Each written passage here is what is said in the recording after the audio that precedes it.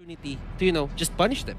That's right, and they are looking to secure the Hayabusa. Mhm. Well, they saw 10 Seconds Gaming Frost actually using the Hayabusa to great potential. I guess this can somewhat match up to the Benedetta in a sort of way or the other. And, well, you mentioned Lapu Lapu. I guess maybe it could have been considered, but they're playing for different style of plays, and they want to go really aggressive with this one. Like JPL on that show, he could still opt to, do a semi kind of build where you could still do a little bit of tanking and hitting it towards the late game. You get that BOT or so. Now, Sylvana being banned away for phase 2. So I feel that there's still those sort of the focus on towards mages right here that hasn't been picked up from the side of Evos SG that Dreammax can actually punish. Banning out the Sylvana contra is good for the side of Evos SG just because I think of her as a direct counter against the Cho. Even if you put the Cho onto the side lane, that's going to be hard because one stun from Sylvana, it could lead to an Imperial Justice which Cho cannot Shunpo out of, and that only means that, just be safe, and that is a clear answer to the Hayabusa as well. Those high mobility heroes, once they get leashed on the Imperial Justice, you know that there is pain that's gonna come out from all ends. Indeed, and also you want to find that catch on towards Pokemon as well. So they understood the risk. They don't want that Imperial Justice to come by, and immediately there's no Yin overturn that's gonna be popping on the land of Dawn. So that's going to be pretty much Kagura out of the question. Yeah, and right now, you know what? I think Hayabusa is kind of underrated if you think about it. I agree. Getting that orange buff on your side gives you a significant damage boost that can really make your Shadow Kill ultimate hurt. Yeah, and they could possibly go for any of these sort of squishy targets. It's honestly not too hard to actually burst off a Loyi in that sort of the instance. Or better yet, if you can get your hands on Yu Shin, hey, if he gets that full channel of OG Shadow Kill on only one unit, he's a done deal. That is enough to take down someone. But you know what? Evos SG bans out the Akai. It makes sense just because Evos SG, they know that Dreammax lineup right now is very squishy. So what you do is you go for the Yuzong Black Dragon form, you have the Quad Shadow and the Shadow Kill coming out here from Pokemon and Soul respectively, and you have the Cho to actually just go into the backline. So that only means that they do not want to get pushed out of their plan. That's right, and now Potato opts to pick up this clock right here. And this is going to be really crucial for him to time that Blazing Duet, especially when, they were to channel out this Divergent or so. You could just gather it up and ready to blow. Just take that damage all across the team, and he's also got to be really careful because right now Evos SG has to pick something that's really, really solid to find a way to protect perhaps the clock right here. But the way I'm seeing it, Evos SG is making them hard for themselves because they're picking a lot of physical damage heroes. And the itemization for the side of Dreammax is going to be a bit easier just because you don't have to separate magic damage to physical damage defense right now because 4 of them automatically has physical damage. So you just protect yourself from physical damage and you're fine. Yeah, that's definitely a smart move as well by doing so. And we're looking at Aeon here and needing to secure the very final pick to complete this Evos SG side, which looks to be very ultra aggressive. But we can see Dreammax answers with that Kaja, and they could possibly go in for a good Divine Judgment on either side of the party. Of course, you're not going to be looking to pick up that Cho for sure. So how are you going to get your way to that Claude or, stop that Hayabusa from punishing you? And wow, I love this play. This is an Evos SG special right here. Fasa is definitely perfect. So it's going to be possibly getting in people's face with this one. Yeah. So, yeah, that itself makes a whole lot of sense. If Evos SG's Farsa positioned himself well here, I'm really thinking that Dreammax, if they don't commit as much, they wouldn't really have the chance to catch out that certain Farsa. They don't have that backline potential. I mean, you can argue that Benedetta can go to the backline, but still, if he goes there, if the Benedetta tries to go for the Farsa, everyone will turn. And when everybody turns on you, I'm pretty sure you're gonna go down. Yeah, and with that, we're going straight in towards the land of Dawn right after this, as the players are all set and ready to go in towards their very first game of the AM2 World Championship Mobile Legends Bang Bang. So, partners, this is a best of 3, and these two potentially meeting each other for the first time in the land of Dawn. We're not going to make predictions, but we leave it to you guys watching back at home. And make sure you guys share as well as like the live stream right now. As Dreammax starting off on the blue side and Evos SG on the red. I'm looking at this really aggressive side of Evos SG, and they're hoping to find these early picks. And I'm definitely thinking that Dreammax knows how to respond to that aggression by setting up a perfect defense. And as you can see here, JPL using the Jit Kundo a bit to punish Mikey, but Mikey there with the dash out doesn't really take JPL with him. And as you can see on the map right now, Contra, Potato is starting out with the orange buff. He needs a certain damage because his skills aren't that well, it's spammable, but he uses energy, and it doesn't matter because it really takes low energy to cast. And that is going to be Potato going down. Wow, he got punished right inside the jungle, off of screen, as the Benedetta was looking to set up that dive to actually take the buff away, but this fight is not over just about yet. Mika makes an escape. So that's going to be perfectly fine for inside of Dreammax. It's sort of like a big win, because now that you actually disrupt that Hayabusa, he's going to be slowing down for a little bit, but oh, good news.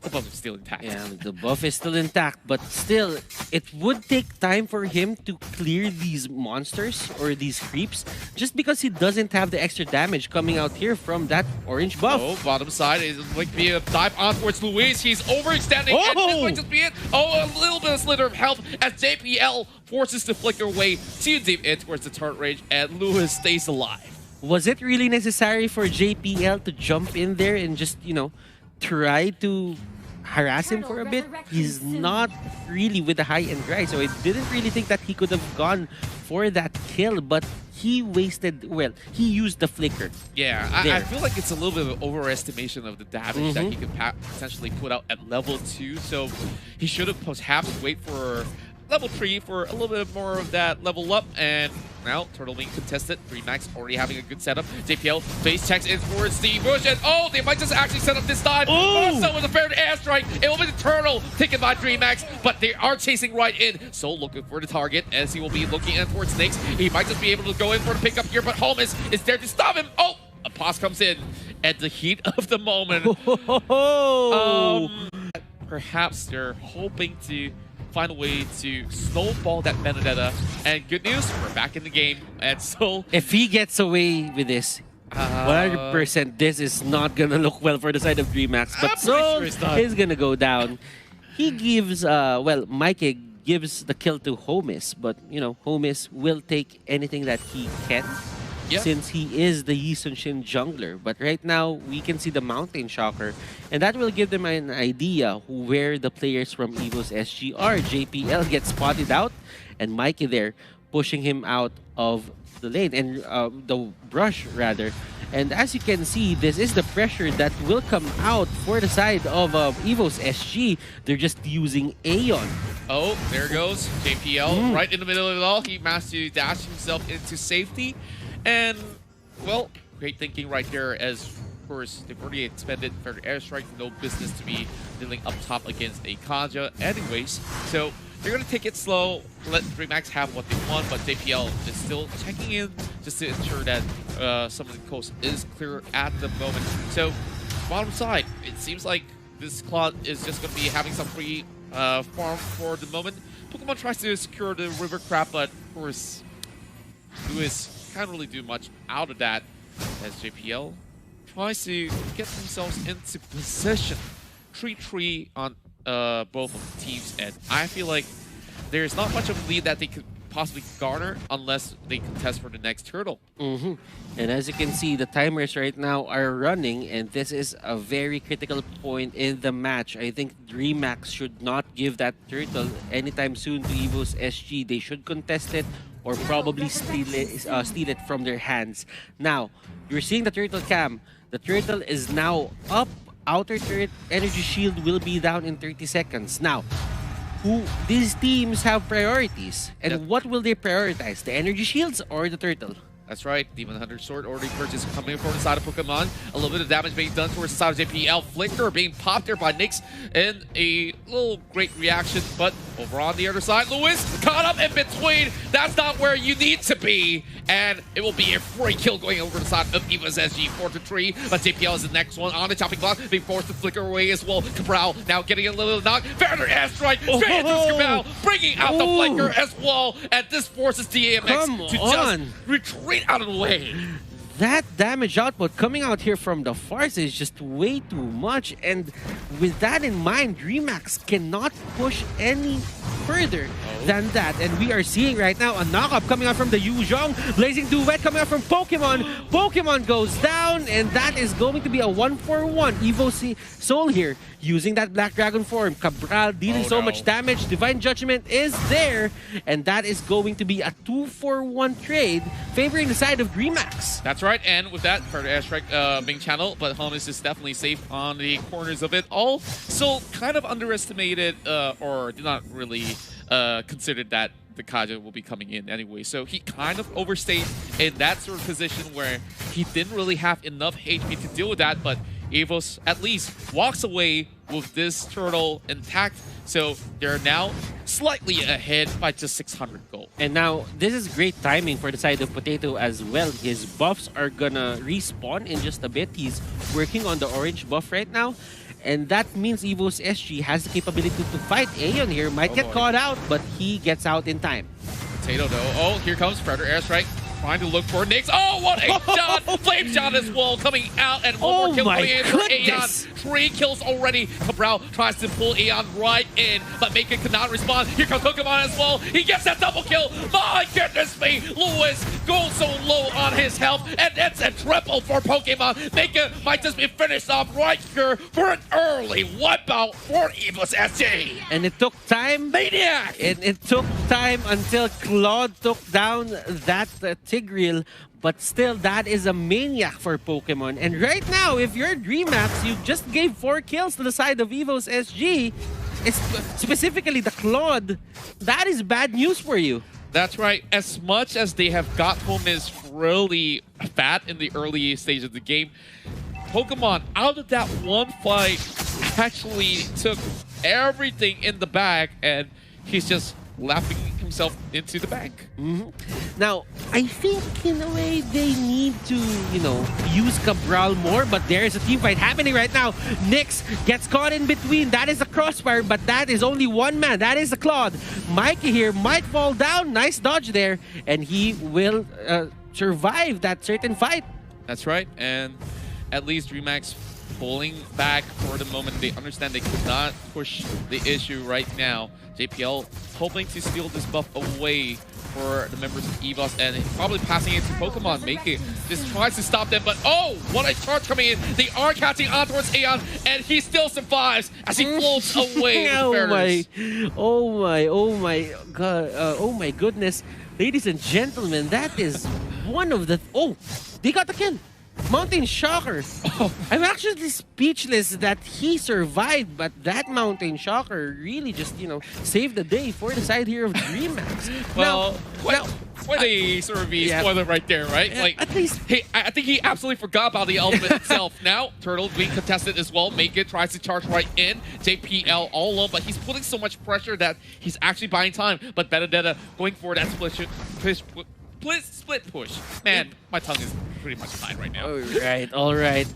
Guys, looking at this match, I think Dreammax should have went for the Lord Turtle take rather, because the Farsa wasn't there. And so that means most of the firepower here coming out from the Evos SG is cut. I mean, Claude has items, but Claude still needs a bit of time to, just go all out. That's so right. that could have been the perfect timing if Dreammax really just wanted to go for that turtle and just stall Evos SG for a bit. But there might be another fight here. Oh, JPL extending in towards the jungle, and it will be a catch straight up. And Dreammax finds that punishment right across and gets Pokemon overextending. But over the bottom side, you can see Potato putting the pressure on towards the side as well, keeping that Kaja right there. But I felt like Pokemon should not commit more than sort of mistake. There is a Purify up as well. That Home is now getting charged up. Waiter Dragon straight on towards his face as well. But JPL goes down towards the Yishin. And Homus is now 5-1. Soul could possibly find that kill. He needs just a few more auto attacks to be able to make that cut. But there's nothing much to do here, and DMX is slowly taking members of Evos SG down. Is that a fight that Evos SG should have gone for? I don't think so. They lost 2 people in the process. They were just respawning, and Evos might be overestimating their capabilities right now. Yeah, and I felt that they went a little bit confident to head in towards that pit looking for the buff, but it was pretty much well read by the side of Dreammax, and this is a champion of Brazil that we talk about. They always bring that flair, and now that Yishin is starting to get real huge, and late game, you know he's just gonna be shredding people up. And he needs to get a bit of a Wind of Nature, probably. Winter Truncheon, although it's not really recommended for him because a lot of physical damage is going to be dealt here by the side of Evos SG.